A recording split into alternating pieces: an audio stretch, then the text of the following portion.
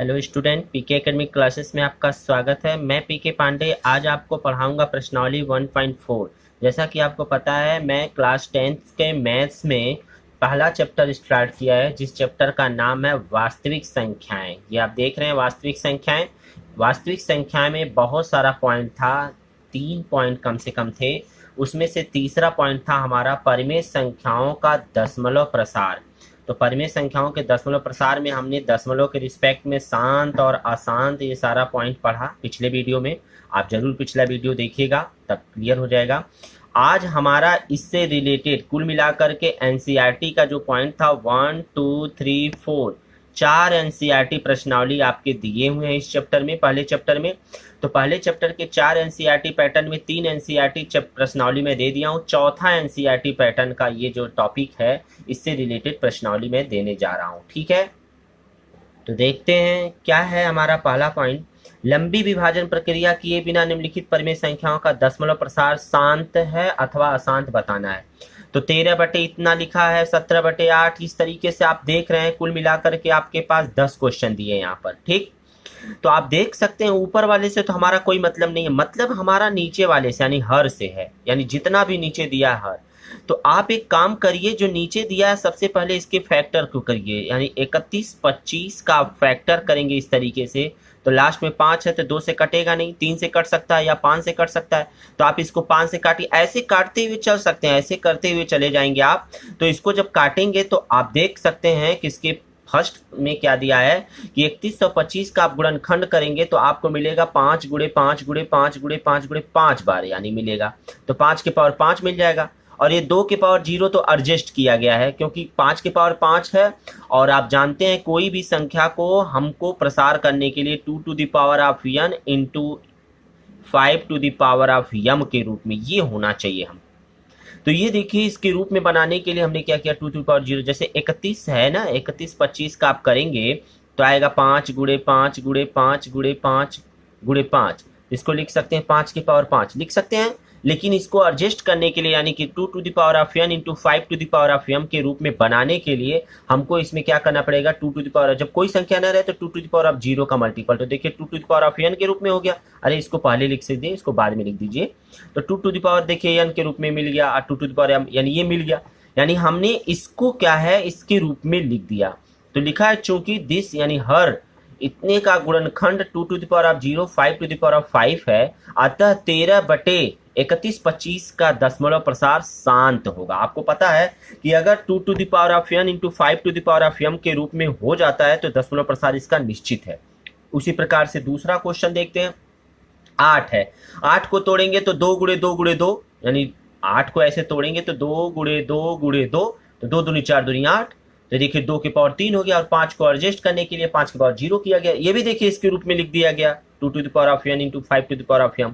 अतः 17 बटे 8 भी दशमलव प्रसार शांत होगा। इसमें पूछ क्या रहा है क्वेश्चन में, कह रहा शांत है अथवा अशांत आवर्ती बताना आपको।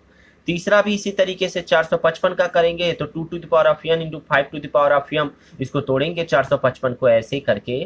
तो देखिए 5 से काटिए तो ये हो जाएगा 5 9 45, 5 1 5, अब कटेगा ही नहीं। 63 91, यानी कि 7 से काटे 63 91 13 हो गया। उसके बाद यहाँ 13 1 13, तो 13 7 और 5, तो गुणनखंड हमेशा 2 गुणे 5 के रूप में बनना चाहिए। और यहाँ 5 7 और 13 बन रहा, इसका मतलब ये कंडीशन नहीं हो सकता। अतः कह सकते हैं कि 2 to the power of n 5 to the power of m के रूप में इसे नहीं लिखा जा सकता। अतः 64 बटे 455 दशमलव प्रसार अशांत आवर्ती। जो नहीं लिखा जा सकता उसे अशांत आवर्ती बोलते हैं, और जो लिखा जा सकता है उसे शांत बोल देते हैं बस केवल। ठीक, इसी प्रकार से आप ये सारा चौथा क्वेश्चन, 5वां 6वां 7वां 8वां 9वां 10वां सबको आप आराम से कर सकते हैं। यहाँ देखिए ऑलरेडी लिखा हुआ है ना, ये तो है। यहाँ भी देखिए ये लिखा गया, ये दोनों तो है, लेकिन ये देखिए कहाँ से आ गया, एक्स्ट्रा हो गया ये, यानी कि ये भी नहीं होगा। ठीक, ये भी हो जाएगा 3 गुणे 5, ये भी नहीं होगा। ऐसे करके आप इसे हल कर सकते हैं, ये आपके लिए होमवर्क है। ठीक है, ये तो पहला क्वेश्चन था। आइए अब हम देखते हैं दूसरा क्वेश्चन क्या है। दूसरी क्वेश्चन के रिस्पेक्ट में यदि हम चलते हैं तो दूसरा क्वेश्चन हमारा कह रहा है कि ऊपर दिए गए प्रश्न में उन परिमेय संख्याओं का दशमलव प्रसारों को लिखिए जो शांत है। यानी कि हमने अभी देखा इसमें जो हमारा यहाँ से लेकर के इन 10 क्वेश्चन में जो आपका शांत था उसी का प्रसार करना है। तो देखिए पहला क्वेश्चन जो था वो शांत था, है ना शांत।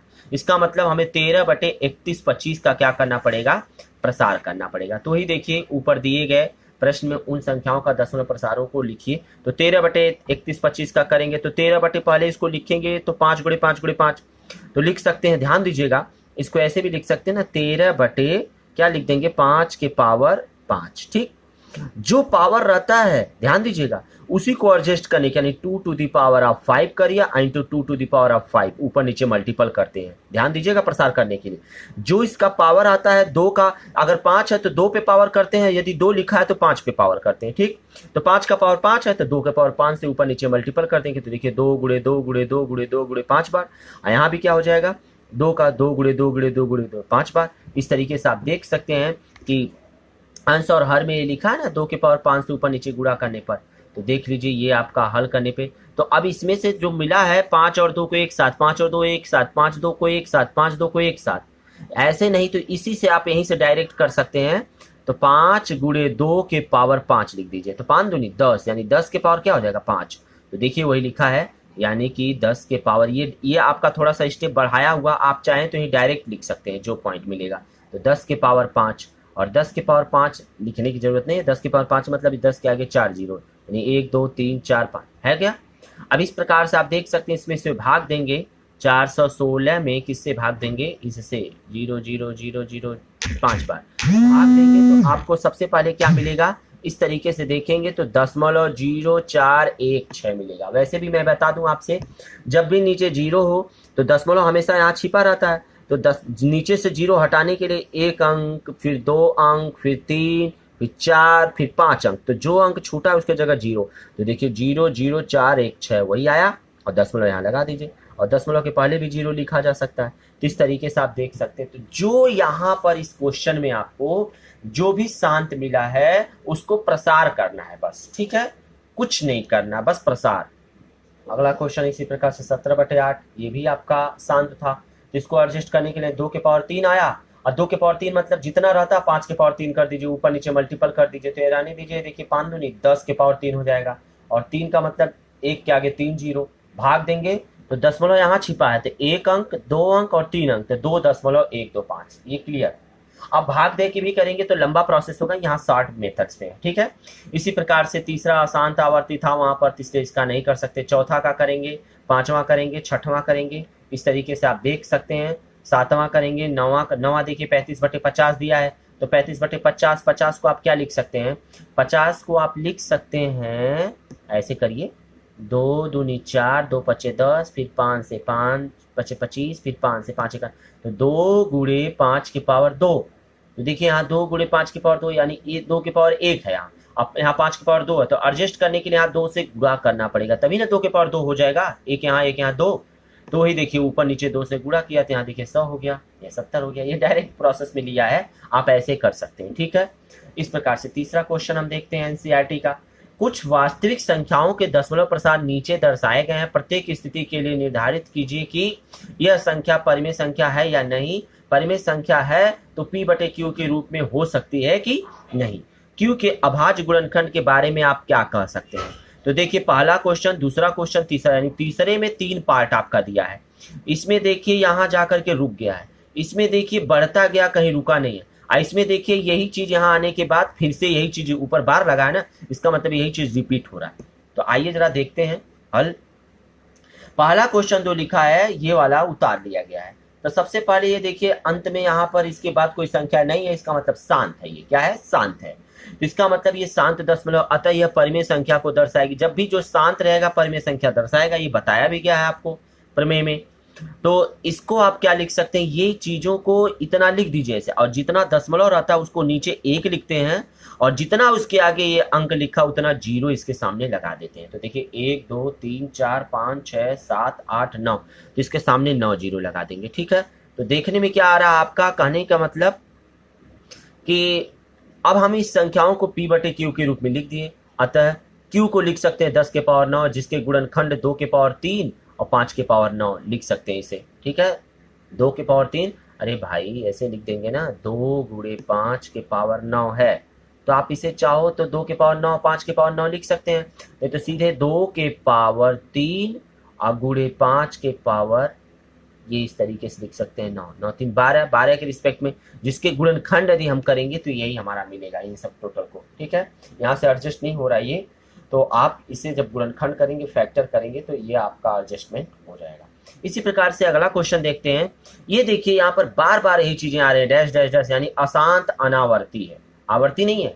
आवर्ती का मतलब अशांत होता है, आवर्ती मतलब बार बार वही चीज रिपीट हो रही है। तो यहाँ देखिए रिपीट मतलब आगे जा रही है, बार बार कोई चीज रिपीट नहीं हो रही है। देखिए 12 0, फिर 12 डबल 0, फिर 12 डबल ट्रिपल 0, ऐसे करते हुए बढ़ता चला जा रहा है।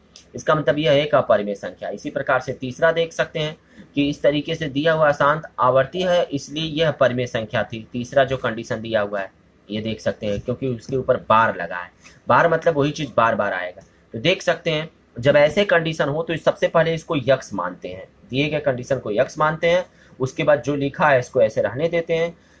जितना दशमलव के बाद जितने अंक हैं इतना जीरो लगा करके इसमें गुणा कर देते हैं। देखिए इससे गुणा कर देते हैं, और जब गुणा करेंगे तो बार गायब हो जाएगा। यहाँ से देखिए बार गायब हो गया, देखिए। और बार जब गायब हो जाएगा तो आगे उतना जीरो, देखिए ये देखिए इतना दशमलव के आगे जीरो लग गया, क्योंकि जितना जीरो लगेगा तो उतना दशमलव खिसक करके यहाँ आ जाएगा। उसके बाद फिर यही अंक आएगा, क्योंकि बार लगा है, बार बार वही आएगा। ये देखिए बार फिर उसी अंक के आगे लगा दिए, यानी ये चीजें एक समान हो गई। और क्योंकि इधर भी अक्ष से इतने से गुणा किए थे, 1 2 3 4 5 6 7 8 9 10, इतने से गुणा किए हैं देखिए इसके सामने। तो ये हो गया समीकरण नंबर 2। अब क्या करेंगे, समीकरण 1 में से 2 से घटा दीजिए, तो 2 में से 1 को घटाइए, तो 2 ये है, 1 ही है। इतना में से 1 घटाएंगे तो 9 9 9, जितना जीरो है 1 2 3 4 10 जीरो, तो 9 जीरो बचेगा, ठीक। अरे भाई 10 में से 1 घटाएंगे तो 9 आएगा, 100 में से 1 घटाएंगे तो 99 आएगा, और मतलब जितना जीरो रहता है उतना पॉइंट, तो 10 जीरो, देखिए 10 जीरो के 9 आया है, और यक्स रहने दीजिए। उसके बाद क्या करेंगे, ये इसमें से इसको घटाएंगे तो देख सकते हैं आप, घटाने पे ये वाला पोर्शन पूरा कट जाएगा इससे, और इसमें से घट जाएगा तो ये इतना बचेगा, ठीक। और इसको हम फिर इसके नीचे भेज देंगे तो इतना बटे ये हो गया, यानी जो P बटे Q के रूप में लिखा गया। अतः Q 9 9 9 9 9 9 9, जिसके गुणनखंड 2 और 5 के अतिरिक्त है, यानी भाई 9 9 है, ऑब्वियस सी बात है कि 2 और 5 इसका गुणनखंड हो ही नहीं सकता, 3 7 इस प्रकार से आपका आएंगे, लेकिन 9 भी आ सकता है। तो इस प्रकार से 2 और 5 नहीं आएंगे। अतः देख सकते हैं कि आप यहाँ पर सारा कंडीशन ये कंप्लीट होता है। तो ये था आपका पोर्शन हाई स्कूल के एनसीईआरटी का पॉइंट। तो इस प्रकार से आपने क्या देखा कि प्रश्नावली 1.4 कंप्लीट होता है। इसके पहले मैंने 3 प्रश्नावली एनसीईआरटी का करवाया और वीडियो थियरी भी पढ़ाया गया है। आप जरूर प्लेलिस्ट में जा करके वहां से आप वीडियो को खोज करके जरूर पढ़ लीजिएगा।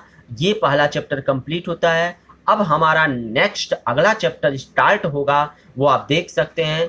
तो दूसरा चैप्टर हम सोच रहे हैं यहाँ पर आपको बहुपद पढ़ाने के लिए। बहुत इंटरेस्टेड टॉपिक है, बहुत मजेदार टॉपिक है हाई स्कूल में। ये पहला टॉपिक पढ़ लिया वास्तविक संख्या, दूसरा है बहुपद यानी पॉलिनोमियल्स। तो इसका इंट्रोडक्शन नेक्स्ट वीडियो में मिलेगा। तो हम इस वीडियो में इतना ही रहने देते हैं। हाँ, ये जो प्रश्नावली अभी हम पढ़े हैं इससे रिलेटेड, यानी कि पूरा प्रश्नावली से रिलेटेड मैं आपको कुछ होमवर्क दे रहा हूँ जिससे आप घर पे बैठ के करेंगे। तो आइए देखते हैं जी। देखिए ये आपका होमवर्क मैंने दिया, ये होमवर्क हो गया, ठीक है। होमवर्क में ये पहला क्वेश्चन आपके लिए, ये पहला क्वेश्चन है, ये दूसरा क्वेश्चन है, ये तीसरा क्वेश्चन है, ये चौथा क्वेश्चन है, ये पांचवा क्वेश्चन, इस तरीके से। तो आप देख सकते हैं ये आपके लिए होमवर्क मैं दे रहा हूँ। 1 2 3 4 5 और 6 टॉपिक मैंने आपको होमवर्क दिया। ये 6 क्वेश्चन, यहाँ तक आपका 6 क्वेश्चन हो गया, ठीक है। तो आप देख सकते हैं। तो 1 2 3 4 5 6 क्वेश्चन को आप आराम से कॉपी पे लिख करके इसे कंप्लीट करके आप जरूर अपने नोट्स में लिखिएगा। आइए कुछ और क्वेश्चन है जी हाँ, देख सकते हैं। अगला क्वेश्चन ये आपका 7वां क्वेश्चन बन गया, ये आपका 8वां क्वेश्चन हो गया, ये आपका 9वां क्वेश्चन हो गया। 9 क्वेश्चन आपके एनसीईआरटी से रिलेटेड दिया गया है, यानी कुल मिलाकर के 9 क्वेश्चन आपको दिया जा रहा है। 2-3 क्वेश्चन और है, जरा उसको भी लिख लेते हैं। जी हाँ, ये है आपका सिद्ध कीजिए। ये 10वां क्वेश्चन, ये 11वां क्वेश्चन है, ये 12 क्वेश्चन, कुल मिलाकर के 12 होमवर्क आपको दिया जा रहा है। इन सारे होमवर्क को आप जरूर कंप्लीट करिएगा। और हाँ, ये आपका बहुत ही इंपॉर्टेंट टॉपिक है, ये सब एनसीईआरटी में पूछा हुआ क्वेश्चन है, ये करवाया भी है, कुछ क्वेश्चन इसमें से करवाया भी गया है। आप जरूर इसे कॉपी में लिख लीजिए। कुल मिलाकर के 12 होमवर्क आपको दिए जा रहे हैं। इस प्रकार से पहला चैप्टर आपका कंप्लीट होता है। यदि वीडियो आपको अच्छा लगा हो तो लाइक तथा शेयर जरूर करिएगा। और हाँ, चैनल पे नए हो तो चैनल को सब्सक्राइब करके बेल आइकन जरूर दबा लीजिएगा। नेक्स्ट मैं आपको अगला चैप्टर पढ़ाऊंगा। नेक्स्ट हमारा है बहुपद। अब बहुपद से रिलेटेड टॉपिक हम पढ़ेंगे, दूसरा चैप्टर, अगले वीडियो में। तो आज के लिए बस इतना ही, धन्यवाद।